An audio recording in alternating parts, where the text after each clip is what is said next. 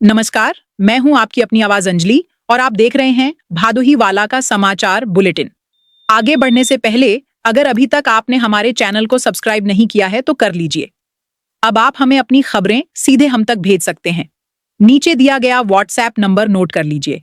और अगर आप हमारे व्हाट्सएप ग्रुप से जुड़ना चाहते हैं तो लिंक डिस्क्रिप्शन में है।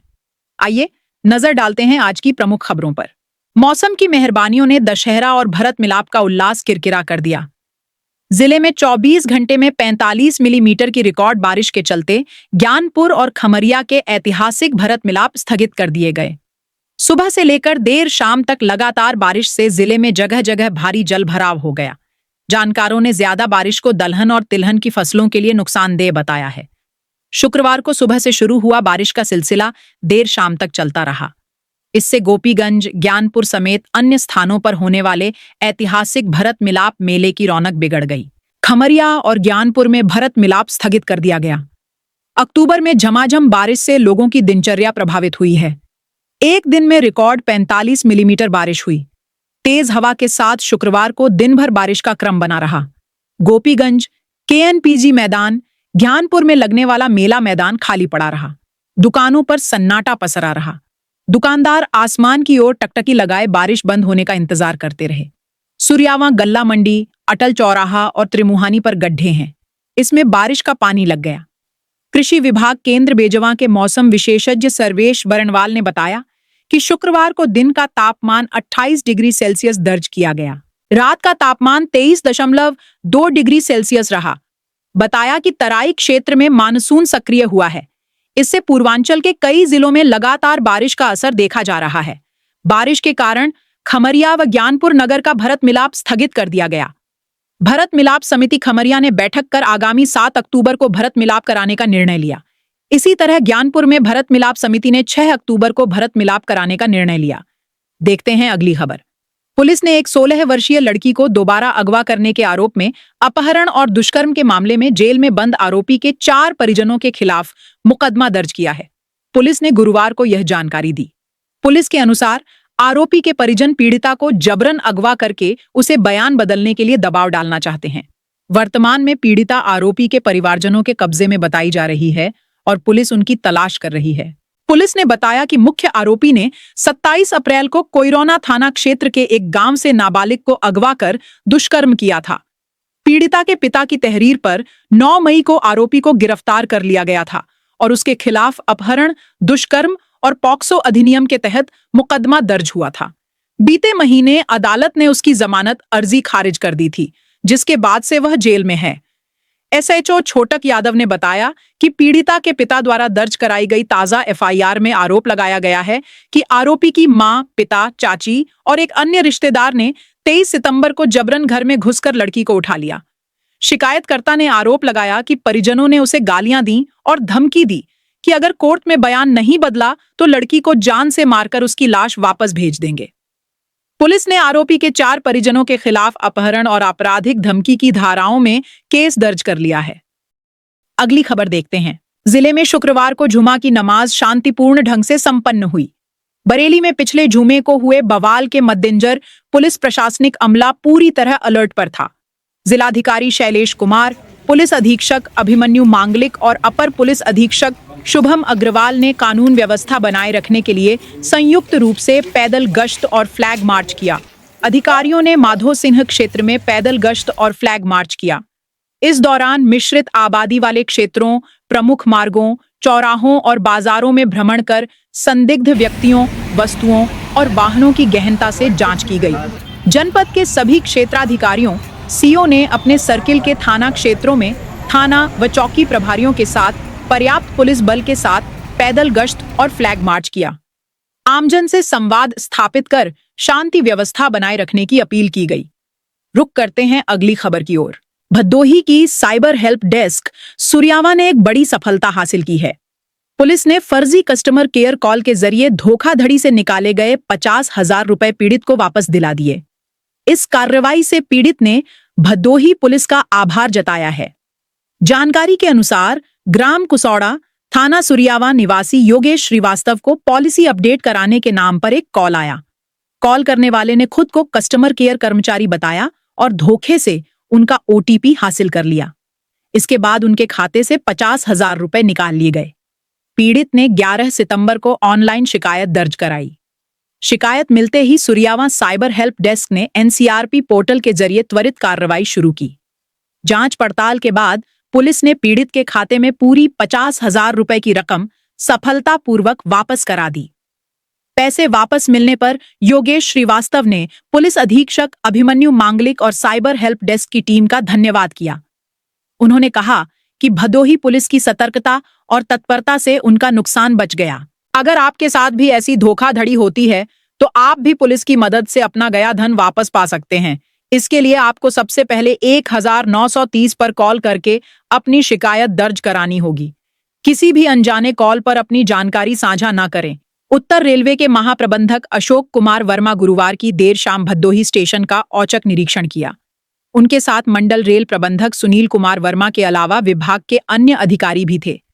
अचानक अपने निरीक्षण यान से भदोही स्टेशन पहुंचने पर स्टेशन अधिकारियों में खलबली मच गई। महाप्रबंधक ने अमृत भारत स्टेशन योजना में अब तक रेलवे स्टेशन पर हुए निर्माण कार्यों का जायजा लिया। उन्होंने फिर से काम शुरू कराने का मातहतों को निर्देश दिया। महाप्रबंधक अपने निरीक्षण यान से उतरते ही दोनों ओर बन रहे स्टेशन के नए भवन का निरीक्षण किया। इस दौरान स्टेशन के दोनों प्लेटफार्मों, नए foot over bridge, circulating area का निर्माण कार्य के दौरान स्टेशन अधीक्षक बीबी मिश्रा ने नए भवन में पुनर्निर्धारित न्यू टिकट वितरण केंद्र को बेहतर के लिए दूसरे स्थान पर बनाए जाने की मांग रखी। इस पर महाप्रबंधक ने अपनी हामी भर दी। उन्होंने कहा कि स्टेशन के मानचित्र में आवश्यक फेरबदल कर टिकट वितरण केंद्र और सुविधाजनक स्थान पर बनाने के निर्देश दे दिए। इसके अलावा पुराने निकास द्वार के पास पर्याप्त स्थान होते हुए वहीं पर प्रतीक्षालय निर्माण कराने को कहा। साथ ही उसी के पास आरक्षण, जनरल टिकट बुकिंग, पूछताछ केंद्र, शौचालय, वॉशरूम आदि का निर्माण वहीं कराए जाने की बात कही। महाप्रबंधक ने बताया, अमृत भारत स्टेशन योजना के तहत उत्तर रेलवे के विभिन्न स्टेशनों पर चल रहे निर्माण कार्यों का निरीक्षण कर रहे हैं। कहा कि भदोही स्टेशन पर जो निर्माण कार्य हुआ है वह संतोषजनक है। उन्होंने यात्री सुविधाओं को देखते हुए कुछ स्थानों पर सुधार की आवश्यकता बताई और मातहतों को निर्देश दिया। इस दौरान यह भी कहा कि भदोही कालीन और उत्पादन केंद्र देखते हुए इसे आदर्श स्टेशन के रूप में विकसित किया जाना है। कहा कि कार्यकाल में भवन को कोई कमी नहीं आने दी जाएगी। धीरे धीरे प्रयास कर स्टेशन के बेहतर बनाने में कोई कसर नहीं छोड़ी जाएगी। रुक करते हैं अगली खबर की ओर। डीघ ब्लॉक के गोलखरा गांव में वित्त आयोग की धनराशि से ग्राम प्रधान ने अपने संबंधियों की फर्म से मटेरियल आदि क्रय कर भुगतान करने के मामले में 2 पंचायत सचिव गुलाबचंद सरोज और लक्ष्मण कुमार को निलंबित कर दिया गया है। भुगतान के संबंध में संतोषजनक स्पष्टीकरण न मिलने पर DDPRO और DDO ने यह कार्यवाही की है। साथ ही अंतिम जांच के लिए ADO पंचायत और खंड विकास अधिकारी अमोली को जिम्मेदारी सौंपते हुए 15 दिन में जांच रिपोर्ट उपलब्ध कराने को निर्देश दिया है। ग्राम पंचायतों में कराए जाने वाले विकास कार्यों को लेकर शासनादेश है कि ग्राम प्रधान खुद की फर्म के साथ उनके किसी सगे संबंधी, माता पिता, भाई बहन, पति पत्नी, पुत्र, चाचा चाची से लेकर अन्य संबंधियों की फर्म से किसी सामग्री की खरीद नहीं की जाएगी, न तो किसी तरह का भुगतान किया जाएगा। बावजूद इसके गोलखरा गांव में तत्कालीन प्रधान ने अपने संबंधियों से फर्म से ही क्रय की गई ईंट आदि सामग्री के रूप में लाखों रुपए का भुगतान कर दिया गया। मामले की शिकायत पर कराई गई जांच में मामला सही पाए जाने पर पंचायत सचिव रहे ग्राम पंचायत अधिकारी गुलाबचंद सरोज को जिला पंचायत राज अधिकारी संजय कुमार मिश्र व ग्राम विकास अधिकारी लक्ष्मण कुमार को जिला विकास अधिकारी ज्ञान प्रकाश ने निलंबित करने की कार्यवाही की। निलंबित गुलाबचंद सरोज के मामले में अंतिम जांच के लिए सहायक विकास अधिकारी पंचायत और VDO लक्ष्मण कुमार की जांच के लिए खंड विकास अधिकारी को जांच अधिकारी नामित किया गया है। दोनों जांच अधिकारियों को 15 दिन में जांच रिपोर्ट उपलब्ध कराने का निर्देश दिया गया है, जिससे अंतिम कार्यवाही सुनिश्चित की जा सके। अब विकास कार्यों से जुड़ी एक खबर पर नजर डालते हैं। ज्ञानपुर नगर के 11 वार्डों में 78 लाख की लागत से स्ट्रीट व हाईमास्ट लाइटें लगाई जाएंगी। इसके अलावा करीब 3 साल पहले लगी लाइटों की मरम्मत भी कराई जाएगी। नगर पंचायत नगरोदय योजना के तहत नगर के सभी वार्डों में 78 स्ट्रीट लाइटें लगवाएगा। वहीं नगर के 6 प्रमुख तिराहे व चौराहों पर 6 हाईमास्ट लाइटें भी लगाई जाएंगी। 3 साल पहले लगी जो स्ट्रीट लाइटें खराब हो चुकी हैं, उनकी मरम्मत भी कराई जाएगी। ज्ञानपुर नगर के 11 वार्डों में करीब 25,000 की आबादी रहती है। नगर के कई प्रमुख सरकारी कार्यालयों के साथ साथ स्कूल, कॉलेज व प्रमुख धार्मिक स्थल भी शामिल हैं। शाम होने के बाद नगर की रौनक बढ़े, इसके लिए नगरोदय योजना के तहत करीब 78 लाख की कार्य योजना की स्वीकृति मिलने के बाद काम चल रहे हैं। अब तक नगर पंचायत ने पुरानी कलेक्ट्रेट, शीतलपाल तिराहा, थाने के पास, पुरानी बाजार, लाला नगर टेम्पो स्टैंड, बड़ा डीह और ज्ञानपुर गोपीगंज मार्ग पर बड़ा डीह मोड़ के पास 6 हाई मास्ट लाइटें लगाई हैं। इनमें एक की कीमत 6 लाख रुपए है। इसके अलावा 150 नई स्ट्रीट लाइटें लगाई जाएंगी। जल्द ही स्ट्रीट लाइट लगाने का काम भी शुरू होगा। अगली खबर की ओर बढ़ते हैं। अवैध दवाओं की बिक्री और भंडारण की रोकथाम के लिए शुक्रवार को दवा की दुकानों पर छापेमारी की गई। डीएम शैलेश कुमार द्वारा गठित टीम एवं प्राप्त आईजीआरएस शिकायत के क्रम में नारकोटिक दवाओं, नकली और अधोमानक दवाओं की रोकथाम को सघन चेकिंग अभियान चला। जिला और मंडल की संयुक्त टीम द्वारा दुकानों पर छापेमारी कर संदिग्ध प्रतीति होने पर 3 औषधियों के नमूने संग्रहित कर जांच को लैब भेजा गया।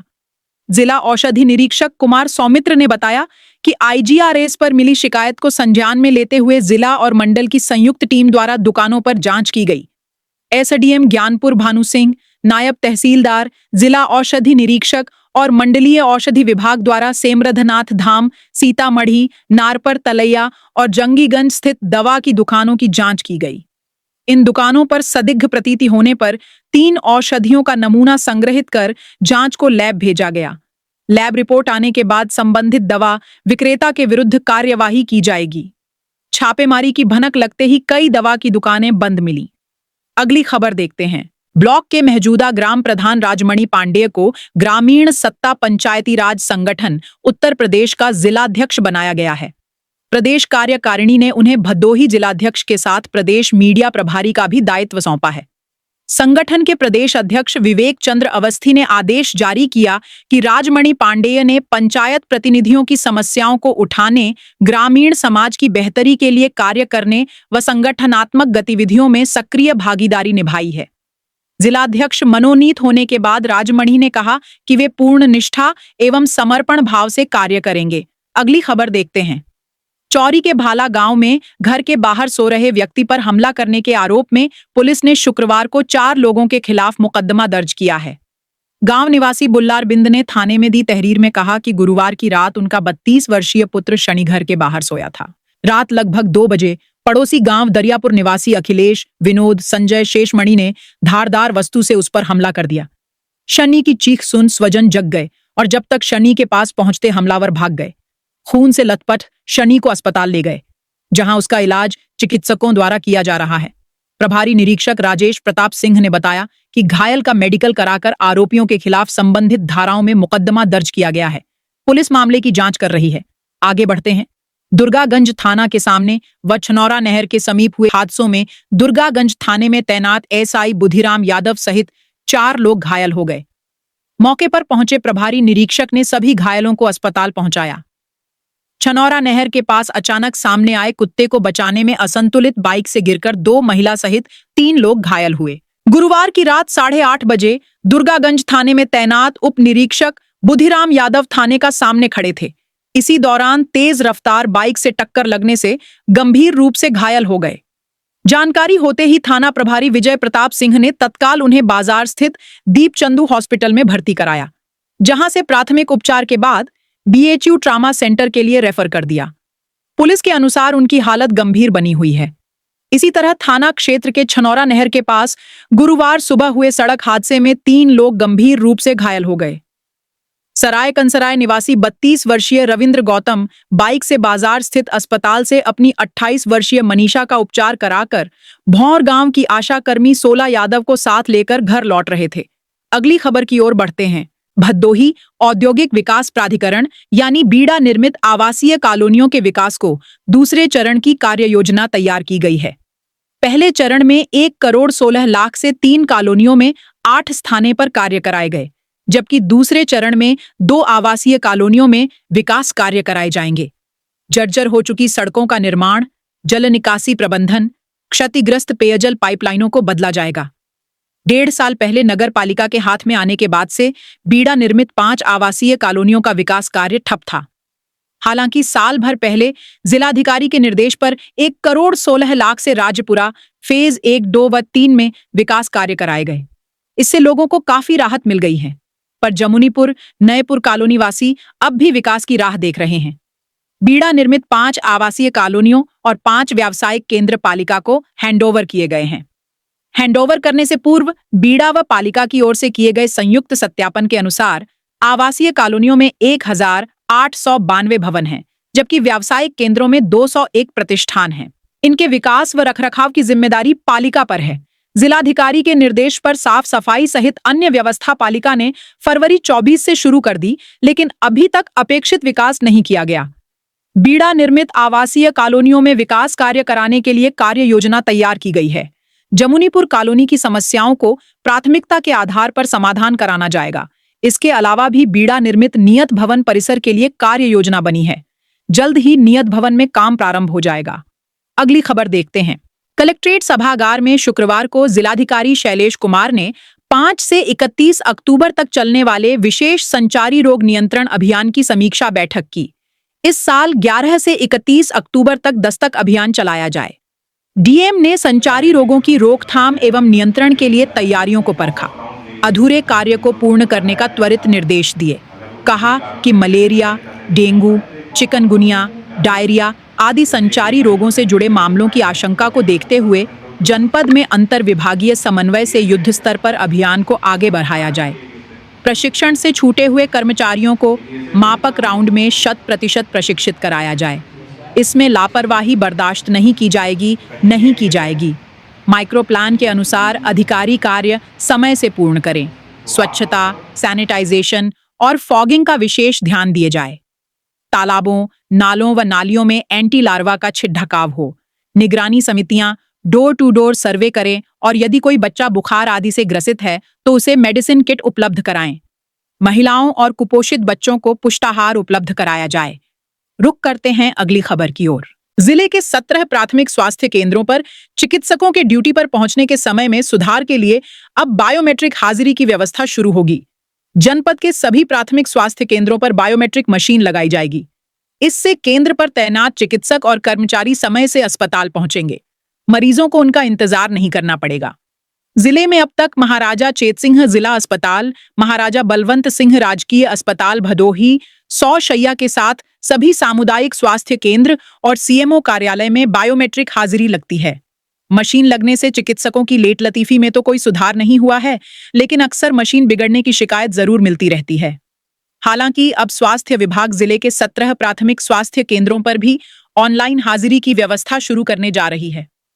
ग्रामीण अंचल में स्वास्थ्य सुविधाओं की जिम्मेदारी इन्हीं प्राथमिक स्वास्थ्य केंद्रों के ऊपर होती है, लेकिन कई केंद्र जिम्मेदारों की उदासीनता के कारण अपनी उपयोगिता साबित नहीं कर पाते। ऐसे में ऑनलाइन हाजिरी से यहां कर्मचारियों व चिकित्सकों के अस्पताल पहुंचने और लौटने के समय में सुधार तो होगा ही, वहीं इसका लाभ मरीजों को भी मिलेगा।